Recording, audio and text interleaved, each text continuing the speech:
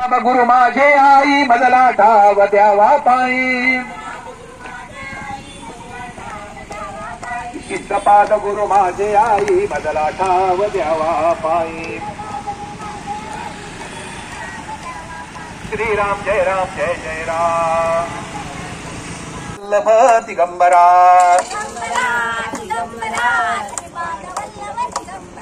ब्रह्मा विष्णु महेश्वरा श्रीपाद वल्लभ दिगंबरा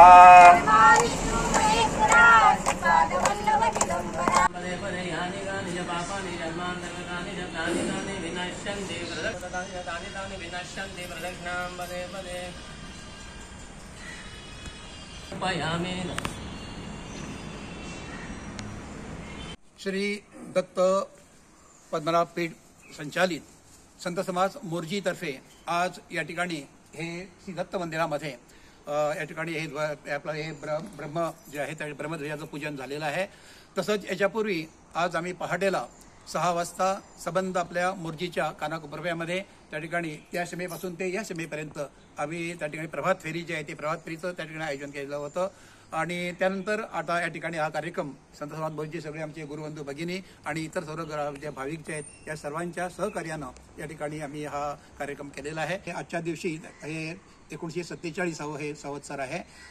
शालिवाहन जो आहे ते शालिवाहनानं त्या ठिकाणी विक्रमादित्य जो आहे त्याचा पराभव करून त्या ठिकाणी आपलं राज्य स्थापित केलं होतं आणि म्हणतात शालिवाहन शके असं आपण म्हणतो। अशा प्रकारे अनेक ज्या ठिकाणी आजच्या दिवशी त्या घटना घडलेल्या आहेत त्याचं एक प्रतीक म्हणून आपण या ठिकाणी पाहतो। हे ज्या ठिकाणी आपण बघतो गुढी उभारलेली आहे, एक काठी सरळ काठी आहे, आपल्याला सरळ मानेला जगायचं आहे आणि ताट मानेला जगायचं आहे। वर त्याने आपल्याला कलश दिसतो आहे, ज्या कलशामध्ये आपण पवित्र असं पाणी जे तीर्थ आहे तीर्थ आपण त्या ठिकाणी तीर्थाचा वापर करतो। वर्षभर त्याचा आपण त्या ठिकाणी तीर्थासाठी चांगल्या व्हायच्यासाठी पाण्यासाठी उपयोग करतो म्हणून ते त्या ठिकाणी आहे। फुल ज्या त्या फुलांची माळा आहे, फुल जे सुगंध देतं स्वतः सगळ्यांना सुगंधित करतं तसं आपल्याला सद्गुणाने सगळ्यांना सद्गुणाने प्रेरित करायचं आहे त्याचा एक प्रेरिक आहे।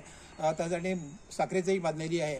गोडवा जो आहे हा गोडवा आपल्याला म्हणजे त्या ठिकाणी माधुर्य जे आहे ते माधुर्य आम्हाला ठिकाणी जगामध्ये पसरवायचं आहे।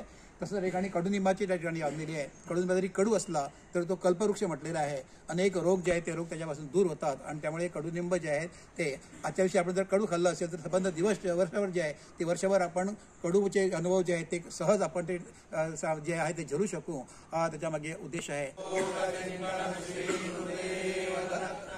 नमः पार्वती पतये।